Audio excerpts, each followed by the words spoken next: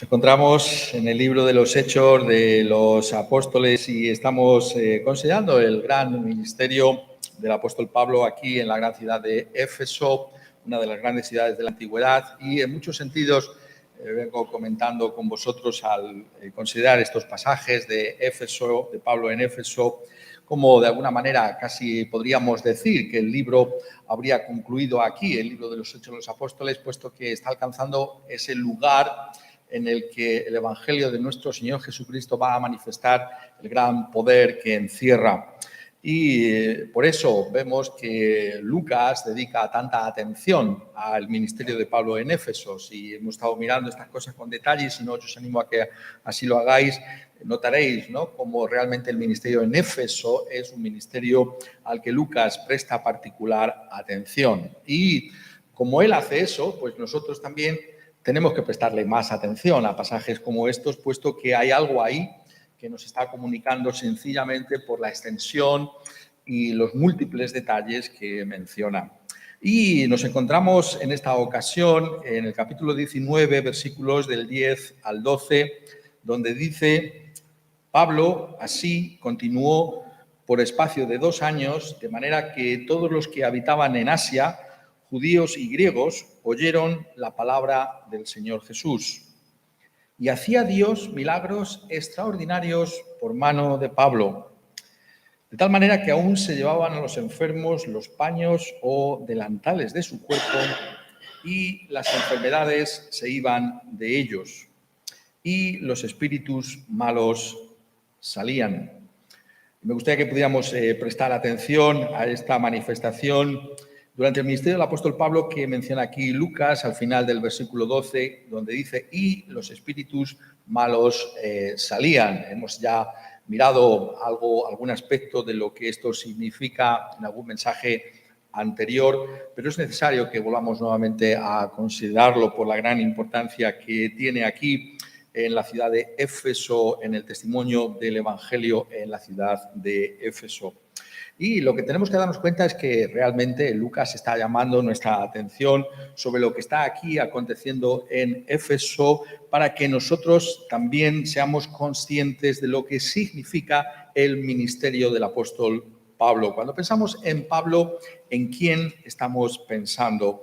¿Qué es lo que está detrás de un ministerio, de una predicación del Evangelio como la que hace el apóstol Pablo? Lo que Lucas quiere que nosotros nos demos cuenta es que realmente lo que está aquí pasando en Éfeso es que es el Señor Jesucristo el que sigue predicando el Evangelio, en esta ocasión a través del apóstol Pablo. Tenemos que darnos cuenta que esto es el estudio de la Escritura, ¿no? Comparar unos pasajes con otros para darnos cuenta de esa realidad. Estábamos leyendo en el Evangelio de Marcos y hemos leído ese pasaje no por nada, sino porque justamente está indicando lo que nosotros estamos mirando ahora. Vemos como en ese pasaje en Capernaum hay de entrada un hombre que tenía un espíritu inmundo y nuestro Señor Jesucristo le reprende y ese espíritu inmundo abandona a ese hombre. Y después se nos dice en el versículo 34, y sanó a muchos que estaban enfermos de diversas enfermedades y echó fuera muchos demonios. Y no dejaba hablar a los demonios porque le conocían. Y luego, al final del pasaje que estábamos leyendo, dice: vamos a los lugares vecinos para que predique también allí, porque para esto he venido. Y dice: y predicaba en las sinagogas de ellos en toda Galilea y echaba fuera los demonios. Tengo que predicar en otros lugares vecinos. Y echaba fuera los demonios. Pablo está predicando en un lugar muy alejado de Galilea. Está predicando en Éfeso y echaba fuera los demonios. Y por tanto, lo que nos está comunicando Lucas es importante para nosotros. Realmente los hechos de los apóstoles son los hechos de nuestro Señor Jesucristo. No es, os reitero, una coincidencia que estas cosas se mencionen de esta manera, porque lo que quiere Lucas que nosotros podamos apreciar es que a través de Pablo, Cristo sigue actuando, sigue obrando. Es Cristo mismo el que está en Éfeso por medio del ministerio del apóstol Pablo y en el Espíritu Santo. Y eso es importante para nosotros darnos cuenta porque es la intención que tiene ese pasaje de Hechos de los Apóstoles. Y si ese es el propósito es porque nosotros tenemos que aprender algo de ello. ¿Qué es lo que nosotros debemos apreciar fundamentalmente?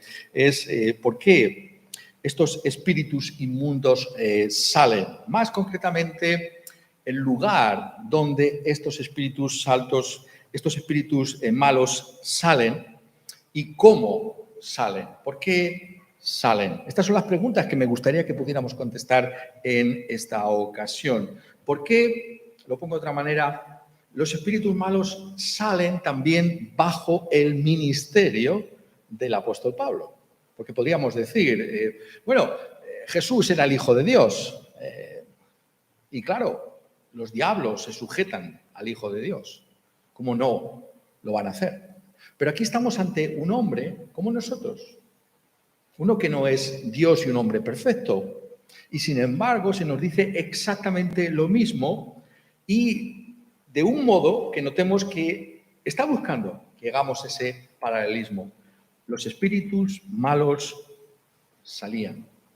¿Por qué es esto así? ¿Qué es lo que debemos apreciar en ello? Tenemos que darnos cuenta, por tanto, que el apóstol Pablo lo que está anunciando aquí es esa base sobre la cual estos espíritus malos dejan de estar en las personas. ¿Por qué los espíritus malos salen de estas personas? La razón tiene que ver con la persona y con la obra de nuestro Señor Jesucristo.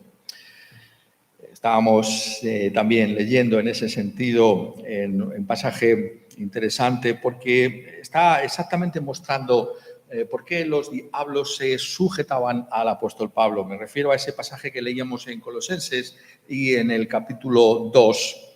Os recuerdo que la epístola a los Colosenses es una epístola gemela a la epístola a los Efesios. Son epístolas que son escritas por el apóstol, se llaman epístolas de la cautividad. Estaba prisionero el apóstol y escribe casi se podría decir simultáneamente estas dos epístolas. Y vemos, por tanto, que los temas son muy similares. Hemos estado viendo la otra vez que estábamos juntos con este pasaje cómo realmente en la epístola a los Efesios hay esas referencias tan directas al poder de Cristo Jesús para vencer a los principados y a las potestades.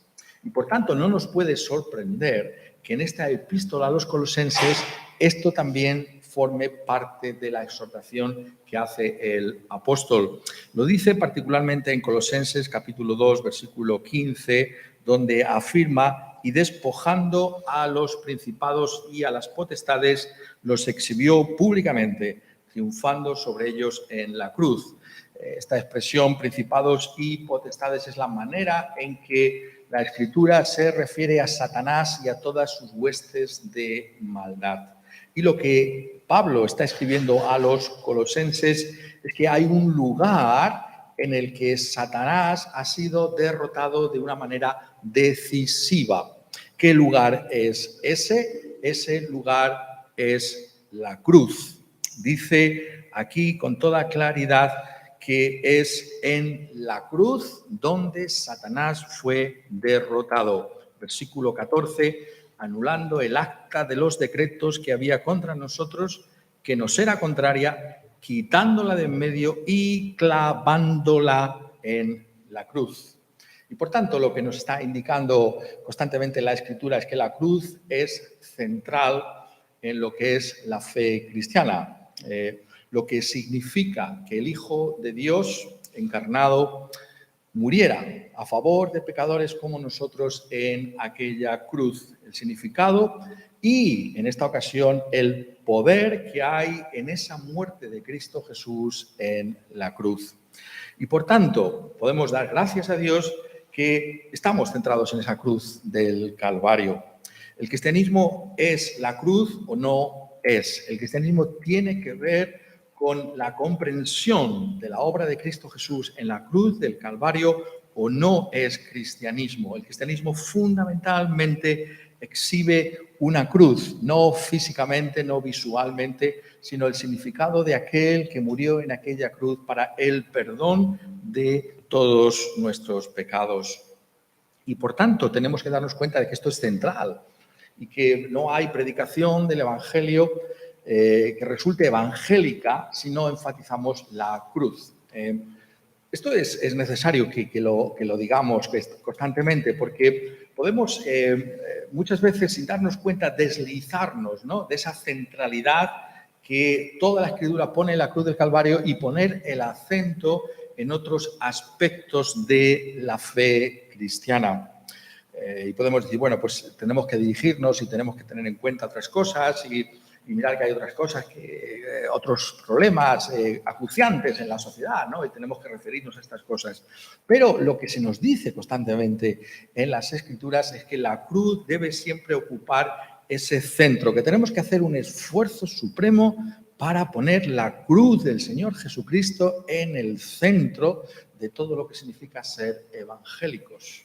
Que si no estamos centrados en la cruz del Señor Jesucristo, entonces nos estamos imperceptiblemente quizás desviando de lo que significa la fe evangélica. Y sabemos que esto tiene que ver con todos y cada uno de nuestros mensajes, con toda y cada una de la manera en que nosotros hablamos del Señor Jesucristo, la centralidad de la cruz. Todo pasa por la cruz. El Evangelio es lo que debe ocupar el lugar primordial en el escenario, si lo puedo poner de esa manera, de lo que significa la vida cristiana y el anuncio del Señor Jesucristo. Y por tanto, esto es lo que hace aquí el apóstol. Y la razón por la que aquellos espíritus salían es por causa de la cruz. Es en ese lugar donde Satanás es derrotado decisivamente. Y esto es algo que debemos apreciar y notar. La cruz, por tanto, tiene una referencia no solamente en cuanto a nosotros mismos, ¿no?, de que decimos yo tengo el perdón de los pecados y la vida eterna, la cruz tiene que ver conmigo. Por supuesto que tiene que ver conmigo, pero tiene que ver también con un enemigo de Dios, uno que se ha rebelado contra él y que ha sido derrotado. En un sentido, esto tenemos que también recordarlo constantemente, y es que estamos envueltos, si lo puedo decir de esta manera, en una batalla, en un conflicto cósmico que nos supera totalmente a nosotros. Porque muchas veces este es el problema que tenemos, ¿no?, que todo lo centramos en nosotros, ¿no?, nosotros y nuestras propias circunstancias, ¿no?, y mis propios intereses, mis propios problemas. Pero es que esto nos supera. Es que es un conflicto que está establecido antes de que nosotros naciéramos. Y es un conflicto que se ha estado desarrollando durante siglos y en el que ha habido un enemigo de Dios que ha sido derrotado ya decisivamente. Y ese lugar es la cruz de nuestro Señor Jesucristo. Allí, en ese lugar, Satanás fue derrotado y la Iglesia tiene que vivir luz de esa derrota de Satanás en aquella cruz. Somos conscientes de que estamos en algo que nos supera completamente, que está por encima de nosotros, que es algo que va más allá de nosotros y de nuestros propios intereses particulares, por muy legítimos que puedan ser. Eso es lo que está diciendo la Escritura. Ese es el lugar de la victoria de Cristo Jesús. Y esto es un terreno que de alguna manera hemos estado ya recorriendo anteriormente. Pero estoy diciendo el lugar y el cómo. ¿Por qué hay esa expulsión? ¿Qué hay detrás de eso? ¿Cómo es posible que Satanás haya sido derrotado? Este gran enemigo de las almas, este enemigo inveterado de Dios ha sido derrotado. ¿Cómo ha sido derrotado? Ha sido derrotado en referencia a nosotros mismos, en referencia a los seres humanos. Tenemos que darnos cuenta que Satanás aborrece a Dios. Y como no puede dañar a Dios, totalmente imposible, Él es una criatura, Dios es el creador, Él no puede dañarle. Entonces, ¿qué es lo que hace? La Escritura nos dice que intenta dañar la obra de Dios, la imagen de Dios. La imagen de Dios la llevamos nosotros, los seres humanos. Intenta dañar, por tanto, al ser humano. Y la cruz del Calvario, la derrota de Satanás, tiene que ver en ese sentido con nosotros. Lo que nos dice la Escritura es que Satanás ha usurpado un poder en este mundo que es totalmente ilegítimo, no tiene derecho a apropiarse de los seres humanos, pero lo ha hecho así. Y lo que ha hecho la cruz del Calvario es derrotarle en ese sentido, para que tú y yo podamos ahora ser libres de esa tiranía satánica. ¿Cómo lo somos? Esto es lo que nos está diciendo aquí fundamentalmente el apóstol en este pasaje de Colosenses. Dice, anulando, versículo 14, el acta de los decretos que había contra nosotros, que nos era contraria, quitándola de en medio y clavándola en la cruz. Y así, despojando a los principados y a las potestades, los exhibió públicamente, triunfando sobre ellos en la cruz. Está diciéndonos aquí que Satanás tiene una ascendencia sobre nosotros, una supremacía sobre todos los seres humanos por causa de nuestro propio pecado. Cuando pecamos, venimos a ser culpables delante de Dios. Cambia nuestro estado delante de Él. De hecho, hemos nacido en pecado.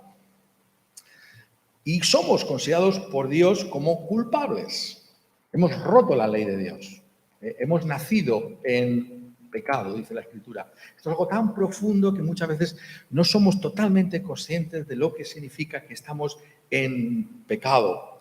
Pero nuestra boca, lo que decimos, lo que sale por nuestra boca, realmente muestra lo que hay en nuestros pensamientos, lo que hay en nuestro corazón, en lo más profundo de nuestro ser, lo que hacemos y lo que dejamos de hacer, lo bueno que tendríamos que haber hecho y dejamos de hacer. Eso manifiesta que somos pecadores. Pero lo que implica el pecado es que somos constituidos culpables delante de Dios. ¿Y cuál es el papel de Satanás en toda esta historia, entonces, ¿no? En la que nosotros nos encontramos, ¿no? Como culpables? Bueno, pues el papel de Satanás, si lo puedo decir así, es el de recordarnos y recordarle a Dios constantemente lo que somos. Eso es lo que hace Satanás. Y esto aparece constantemente en la Escritura. Lo vemos en ese libro tan extraordinario del Antiguo Testamento como es el libro de Job. El comienzo de ese libro es extraordinario y es la clave para entender todo el libro. Por supuesto, Satanás presentándose delante de Dios, de Jehová, y acusando a Job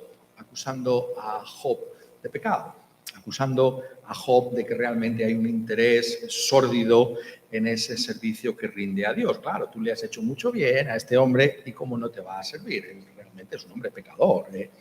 No te equivoques, Jehová. Realmente este te sirve por interés. Hay un interés ahí detrás de todo lo que está pasando, ¿no? Entonces le pone a prueba. Es un acusador. Satanás es un acusador. Es así como se presenta en la Escritura. Y tenemos también otro pasaje magnífico que así lo manifiesta, que es el que aparece en la profecía de Zacarías, ¿no? En capítulo 3 de Zacarías dice, me mostró al sumo sacerdote Josué, el cual estaba delante del ángel de Jehová, y Satanás estaba a su mano derecha para acusarle. Y dijo Jehová a Satanás, Jehová te reprenda, oh Satanás, Jehová que has cogido a Jerusalén te reprenda. ¿No es este un tizón arrebatado del incendio? Y es que es verdad que Josué estaba vestido de vestiduras viles. Había algo que podíamos acusar a Josué, el sumo sacerdote. Aún el sumo sacerdote es pecador. Y Satanás está aquí acusando a Josué, el sumo sacerdote. Aquí vemos, este es el oficio satánico. Job, un hombre eminente, se ha presentado el libro. ¿Cómo se ha presentado el libro? Un hombre temeroso de Dios y apartado del mal, recto. Y sin embargo, Satanás le acusa. Josué, el sumo sacerdote. Bueno, si hay alguien que no ha cometido pecado, a lo mejor será Josué. Y sin embargo, dice, está vestido de vestiduras que manifiestan que es también un hombre pecador. Satanás es el acusador de los hermanos, es el acusador delante de la misma presencia de Dios. Esto es lo que él está haciendo constantemente. Por eso en el libro de Apocalipsis, el último libro de la Biblia, cuando se describe a Satanás, se le describe como el que acusa a los hermanos delante de nuestro Dios de día y de noche. A eso se dedica. A eso se dedica. Acusa. Tú eres pecador. Tú mereces el juicio de Dios. Tú eres culpable. Eso es lo que hace. Ese es el oficio de Satanás. Por tanto, ¿cómo es derrotado Satanás? Esta es la clave para nosotros.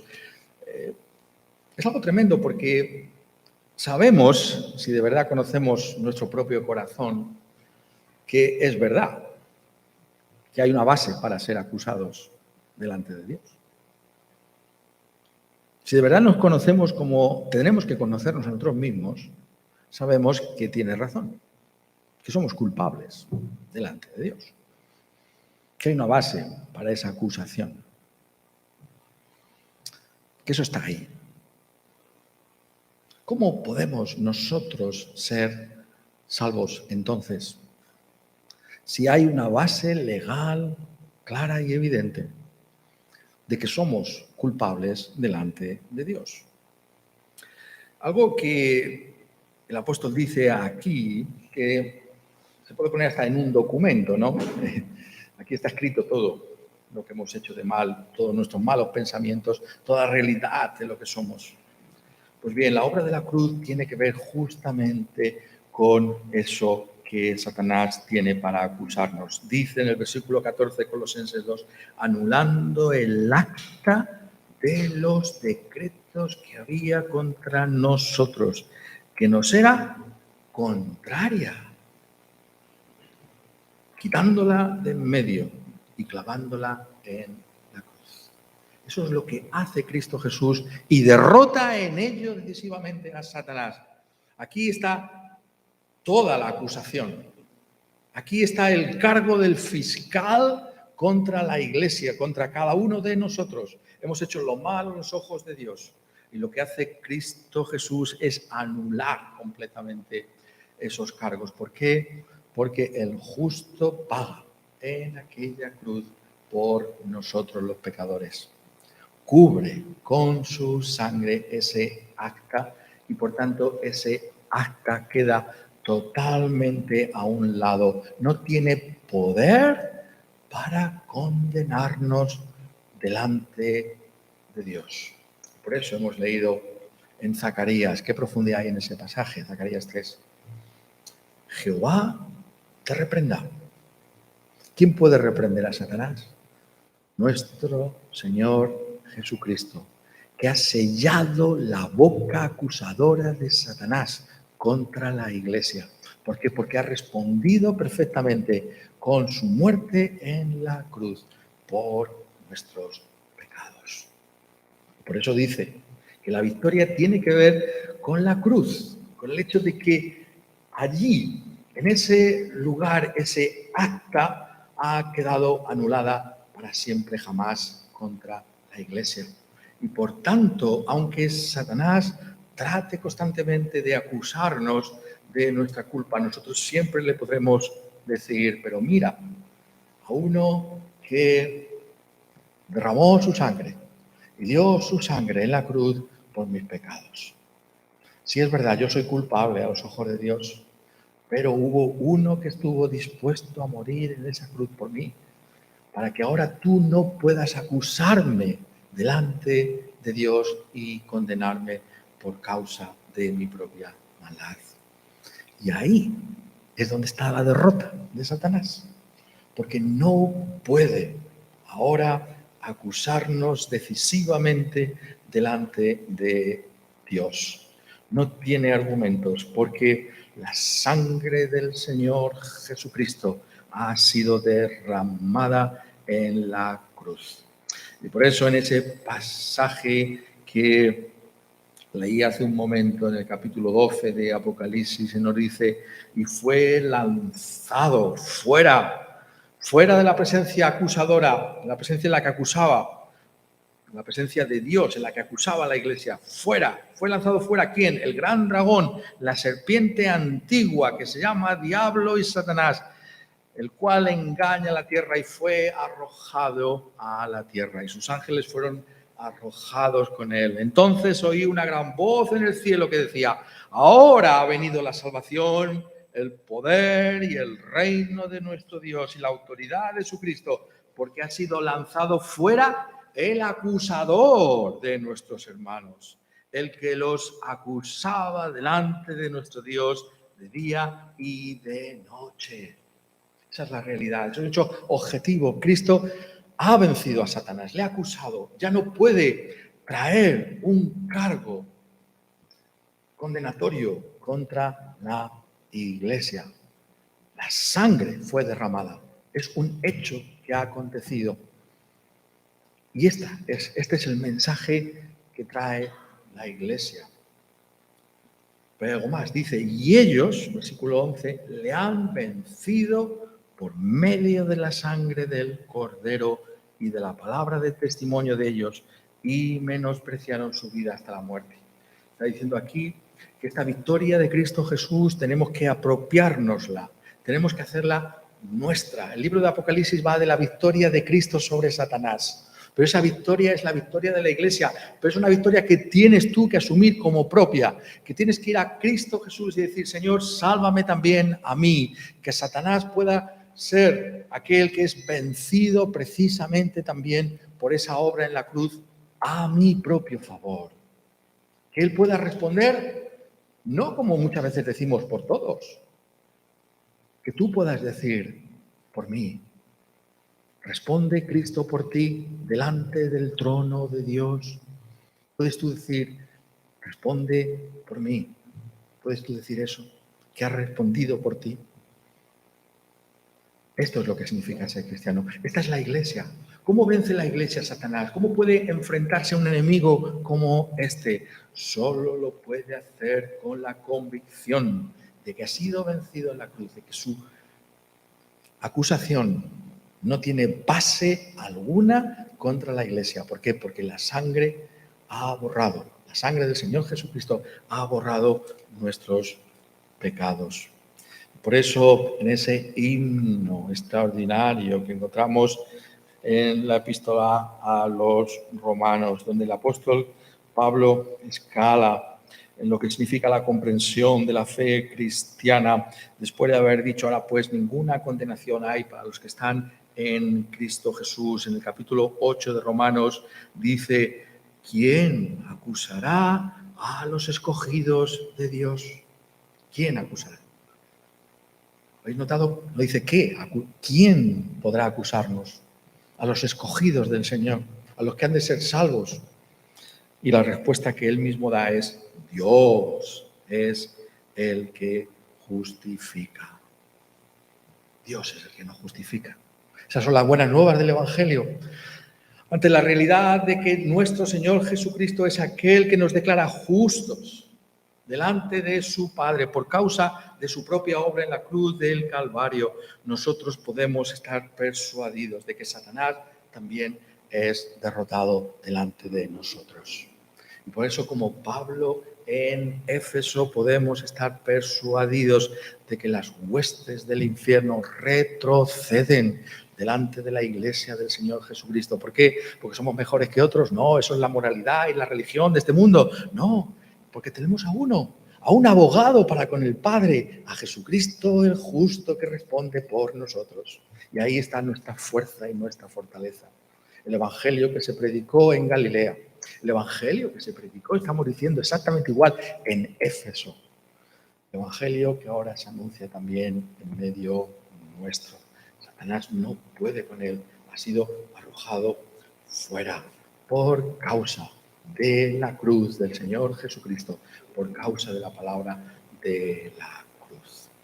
Y esa realidad de que esto es así viene precisamente por lo que también Pablo está haciendo constantemente durante todo lo que hemos estado viendo en este ministerio, en el libro de los Hechos de los Apóstoles, algo que hace Pedro también desde el primer momento, el hecho de que él anuncia a uno que habiendo vencido a Satanás está vivo. Nuestro Señor Jesucristo es aquel que ha vencido en la cruz, pero que también ha resucitado de entre los muertos.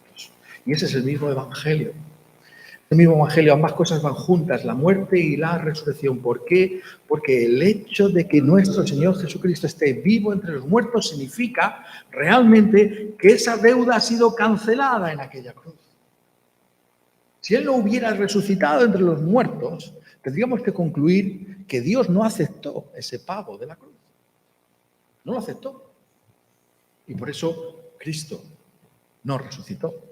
Pero ¿cuál es el mensaje del cristianismo? El mensaje de la fe cristiana es que Él está vivo de entre los muertos. Y eso significa que verdaderamente hay perdón para todos nuestros pecados. ¿Por qué? Porque nuestra deuda está completamente cancelada.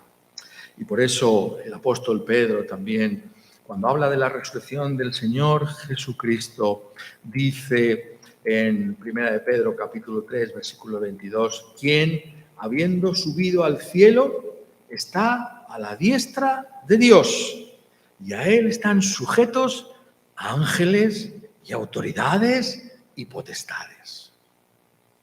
Él reina sobre Satanás. Él reina sobre toda realidad, sobre lo que nosotros podemos ver y muchas veces no vemos, y sobre aquello que nunca vamos a ver. Esos poderes invisibles y siniestros. Pero el consuelo de la Escritura es que aunque no lo veamos, sabemos que están bajo la autoridad de nuestro Señor Jesucristo. Y esa es la fe con la que nosotros debemos enfrentarnos con todo aquello que venga delante de nosotros en nuestra propia vida. Afrontamos la realidad de saber que tenemos a un enemigo vencido, a uno que ha sido completamente derrotado. Podemos encontrar muchas dificultades en esta vida, pero la mayor de ellas, nos está diciendo la Escritura, y esto es la fe que recibe este mensaje de parte de Dios, es que teníamos a un enemigo que nos acusaba justamente. Y tú puedes decir, no, pero yo tengo muchos problemas. Tú no sabes los problemas que yo tengo, pero sabes, el mayor de los problemas que tú tenías es que tenías a uno que te podía acusar y te podía condenar. Y ese enemigo ha sido vencido. Y sobre la base de ese evangelio, tú puedes ahora afrontar cualquier realidad, cualquier otro problema, cualquier otra dificultad que puedas tener en esta vida, sabiendo que Cristo Jesús es tu Señor y Salvador.